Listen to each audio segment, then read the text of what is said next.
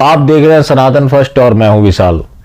पिछले धर्म संसद की चर्चा अभी खत्म नहीं हुई थी, तब तक दूसरा धर्म संसद भी हुआ। विवादित होना था, जैसा कि हुआ भी, और नहीं भी हुआ तो मीडिया तो विवादित बता ही देती है।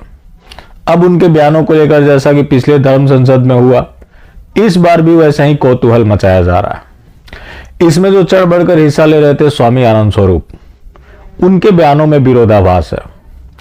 पहले उन्होंने आरोप लगाया था कि पुलिस को धर्म संसद के नाम से समस्या है, और उन्होंने इसको लेकर बाकायदा ट्वीट भी किया था। अब उनका कहना है कि पुलिस को धर्म संसद नाम से कोई समस्या नहीं है। अब बात है उन लोगों के बयानों की, तो वहां सबसे ज्यादा चर्चा रही स्वामी महामंडलेश्वर यति नरसिंहानंद गिरी और जितेंद्र नारायण सिंह त्यागी का। उसको लेकर स्वामी आनंद स्वरूप की प्रतिक्रिया। जो हमारे जेल में बंद 2 धर्म योद्धा हैं, उनको 1 सप्ताह के अंदर अगर रिहा नहीं किया गया तो यह आंदोलन बहुत उग्र होगा, और उग्र ही नहीं, यह परिणाम बहुत भयानक होगा। हो सकता है कि भगत सिंह का जिस तरह से असेंबली कांड हुआ, वह इन 2 योद्धाओं का जेल जाना उसमें परिणत न हो जाए। यह सब 3 प्रस्ताव आज पारित किए गए हैं, और 3 प्रस्ताव सरकार को उससे अवगत किया जाएगा। मीडिया के माध्यम से बताया गया है, सोशल मीडिया के माध्यम से पूरा संदेश जा ही रहा है। तो अभी जो कार्यक्रम चल रहा है देश भर में, अभी गांव-गांव धर्म संसद होगी। धर्म सम्मेलन में कौन-कौन संत शामिल हुए हैं? क्योंकि अभी आप कह रहे थे कि प्रशासन ने धर्म संसद का नाम बदलने के लिए कहा था कि आप संत सम्मेलन करिए, तो कौन-कौन से यहाँ पर? नहीं, प्रशासन ने कभी हमको धर्म संसद का नाम बदलने के लिए नहीं, बड़ा लिखा है आयोजक धर्म संसद संचालन समिति। ये उद्देश्य प्रशासन के बाप का नहीं है, और प्रशासन इस देश को, देश के धर्माचार्य इस देश को दिशा देते रहे, चलाते रहे, और वही चलाएंगे। इस धर्म संसद के माध्यम से हमने एक नई दिशा देने का काम किया है। निश्चित रूप से जिनके लिए खतरे की घंटी है कि कहीं हमारी दुकान न बंद हो जाए, वो लोग इस षड्यंत्र में सम्मिलित हैं कि धर्म संत सम्मेलन फेल हो। लेकिन इस संत सम्मेलन अब तक का सबसे बड़ा संत सम्मेलन है। आपने देखा मंच पे तमाम वरिष्ठ संत महंतगण उपस्थित थे, और उनके नेतृत्व में यह सभा की गई है। कल से रात से प्रशासन के लोग जिस प्रकार की प्रताड़ना दिए हैं, संतों को प्रताड़ित किए हैं कि नहीं ये धर्म, तो इनका सरकार को स्पष्ट चेतावनी है कि अगर जितेंद्र नारायण सिंह त्यागी और यति नरसिंहानंद गिरी को 1 हफ्ते के अंदर रिहा नहीं किया गया तो आंदोलन उग्र होगा, और जैसा भगत सिंह ने जेल कांड किया था उसी को दोहराया जाएगा। इस दौरान कुछ संतों ने हिंदू राष्ट्र की भी मांग की कि प्रधानमंत्री कोई भी रहे, मुख्यमंत्री कोई भी रहे, 2023 तक भारत हिंदू राष्ट्र बनेगा, और जो हिंदुत्व की राजनीति करेगा वही अखंड भारत का प्रधानमंत्री बनेगा। चाहे देश का प्रधानमंत्री हो, उत्तर प्रदेश का मुख्यमंत्री हो, हिंदू राष्ट्र को कोई रोक नहीं सकेगा। मेरी भविष्यवाणी है, आने वाले समय में 2023 तक भारत हिंदू राष्ट्र होगा, और जो सदस्य राजनीति में राज करेगा वही भारत का अगला अखंड भारत का प्रधानमंत्री हो पाएगा। जय श्री राम, जय श्री राम, जय हिंदू राष्ट्र। इसको भी विवादित बताया जा रहा है। अब लोगों का अपना मांग करना भी विवादित हो गया है। खैर ये मीडिया का काम है, वो विवादित बताता रहे। इसके अलावा भागवत निषाद का भी जिक्र आया, जिसका जिक्र किया महामंडलेश्वर साध्वी अन्नपूर्णा भारती ने। हमारी भी भावनाओं का ध्यान रखा जाए, हम भी इसी देश के निवासी हैं। निषाद ने गोरखपुर में क्या किया?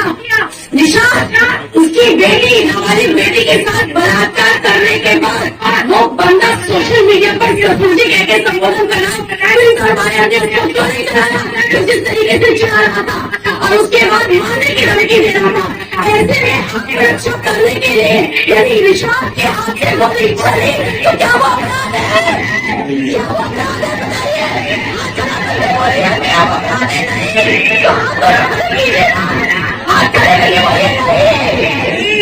बताइए।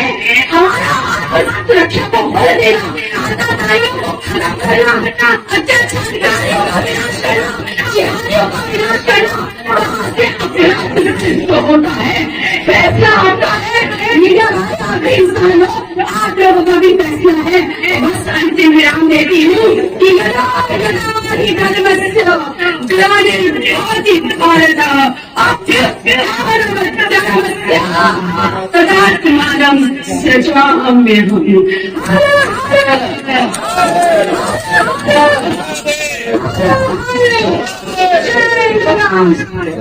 कि इसके अलावा और भी संत वहां पे इकट्ठा हुए थे, उन्होंने भी अपने विचार रखे। और 3 जगह से उनके जो फतवा जारी किए जाते हैं, उन सभी जगहों का, उन सभी मुसलमानों का एक सूचीबद्ध लिस्ट बनवाना होगा। महाराज का के नाम संपूर्ण विश्व में 313 प्रकार का मुसलमान होता है, जो 6 भागों में बटा हुआ है: शेख, सैयद, मुगल, पठान, कसाई और भाटू। 3 जगह से फतवा जारी होती है। एक तो हमारे उत्तर प्रदेश में है देवबंदी, दूसरा भी हमारे उत्तर प्रदेश में है जिसका नाम है बरेली। हम साधु समाज सबसे पहले भारत सरकार से ये मांग करें कि ये संस्था को मिटा दिया जाए।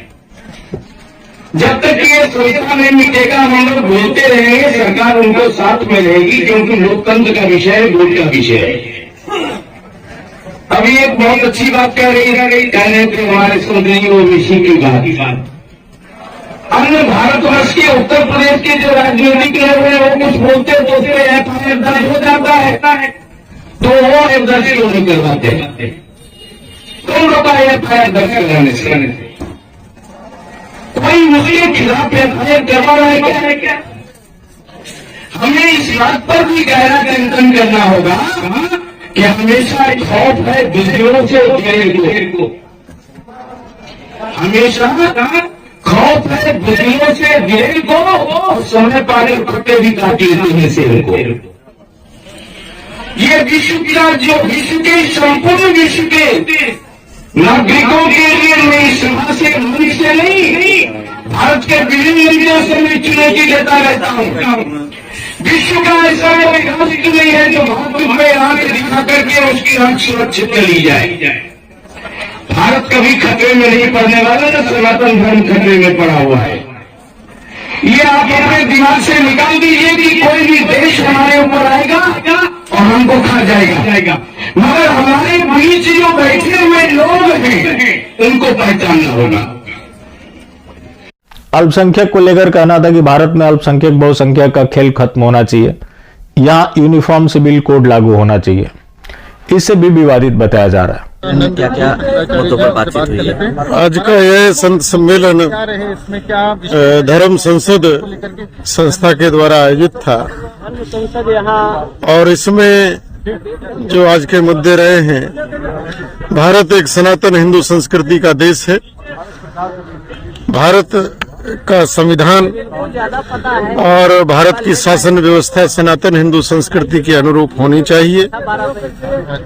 हिंदू के हितों का यहाँ रक्षण होना चाहिए, हिंदू हितों का रक्षण सर्वोपरि होना चाहिए। इस देश के अंदर अल्पसंख्यक के नाम से जो एक राजनीति होती है, अल्पसंख्यक यहाँ से समाप्त होना चाहिए। इस देश में कोई अल्पसंख्यक नहीं है। यहाँ समान नागरिक, समान कानून, समान अधिकार, समान कर्तव्य होने चाहिए। यही सब बहुत सारे मुद्दे थे जो यहाँ पर आज उठाए गए हैं। हिंदू राष्ट्र घोषित करने के लिए क्या? देखिए, दुनिया में लगभग सभी देश किसी न किसी धर्म के अनुयायी हैं, उनका राष्ट्रीय धर्म है।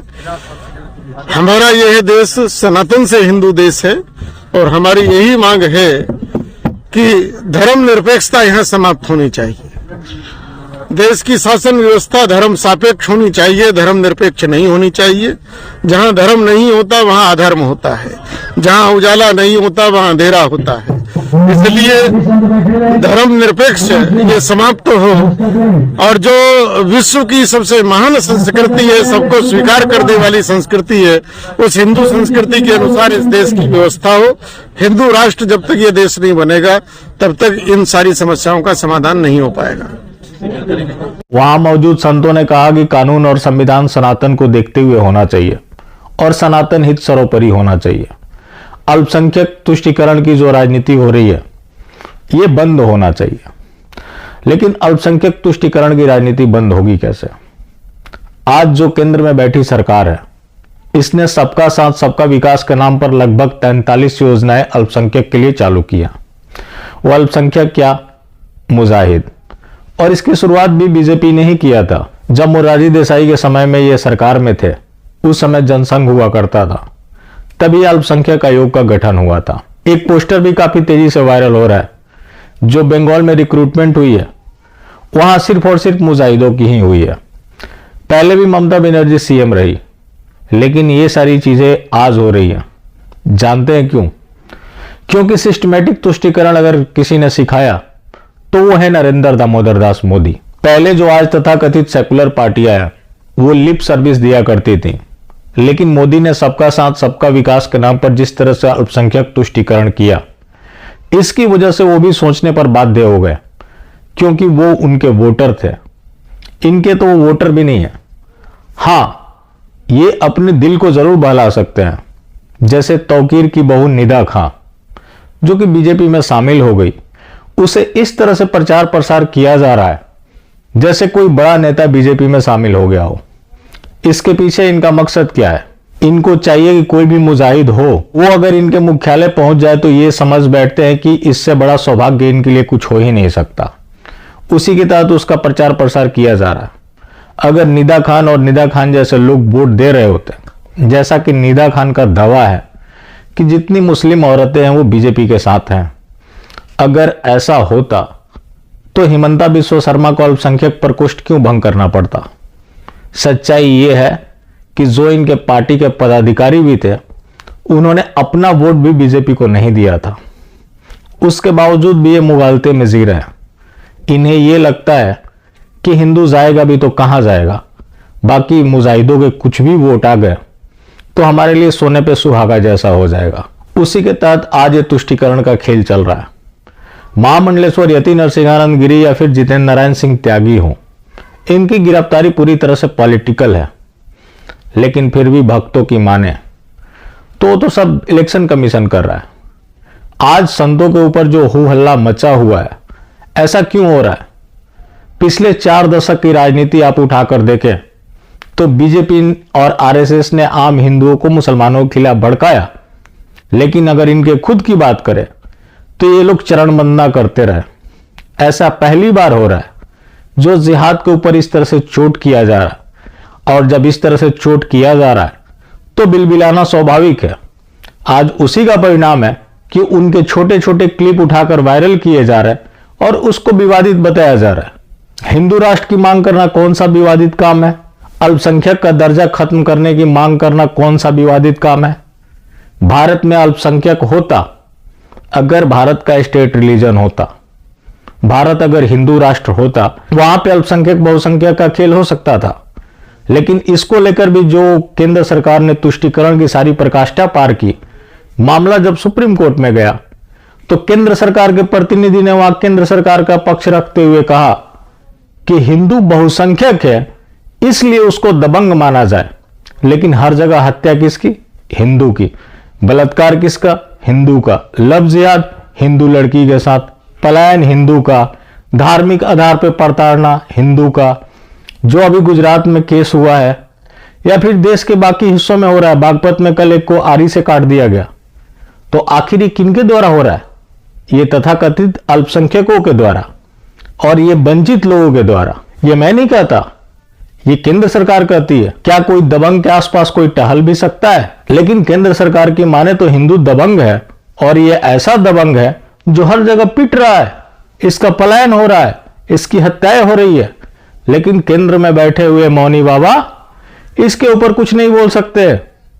लवन्या का जो केस हुआ, आप इमेजिन करें कि अगर वो लवन्या किसी और कम्युनिटी से होती तो क्या हमारा प्रधानमंत्री बाल्टी भरकर नहीं रो रहा होता? जरूर रो रहा होता।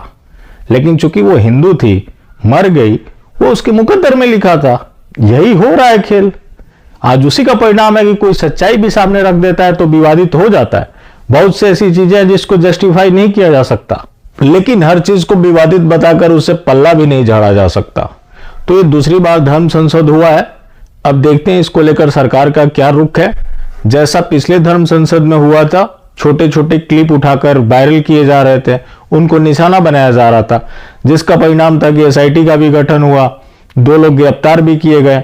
देखते हैं कि इस धर्म संसद में क्या होता है। लेकिन सच्चाई से कभी मुंह नहीं मोड़ा जा सकता। और आज देश जिस स्थिति में खड़ा है, ऐसे ही स्थिति 1947 से पहले थी।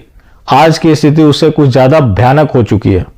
उसके बावजूद भी लोगों को ये लगता है कि हमारा घर तो बचा हुआ है, लेकिन घर बचना किसी का नहीं है, क्योंकि जिस तरह से प्रायोजित हिंसा हो रही है, जैसे गुजरात में किशन भारवाड़ के साथ हुआ, उसके लिंक दिल्ली तक निकल रहे हैं, मुंबई तक निकल रहे हैं।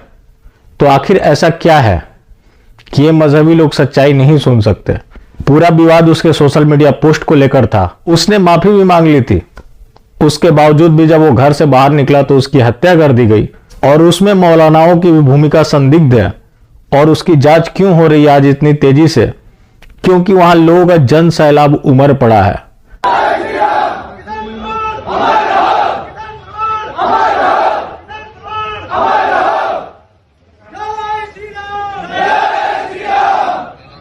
और मैं जानता हूं कि अगर इसके खिलाफ कोई भी कार्रवाई होती है तो इस्लामोफोबिया का राग अलापा जाएगा। लेकिन राग ना अलापा जाए इसका मतलब ये नहीं कि किसी भी मजहबी कुकर्मों को बर्दाश्त किया जाए। बाकी जिंदा रहें तो फिर मिलेंगे, और मिलते रहेंगे तो जिंदा रहेंगे। मिलना जुलना जारी रखें, लेकिन हाँ, मास्टर स्ट्रोकवादी बिल्कुल भी ना हो।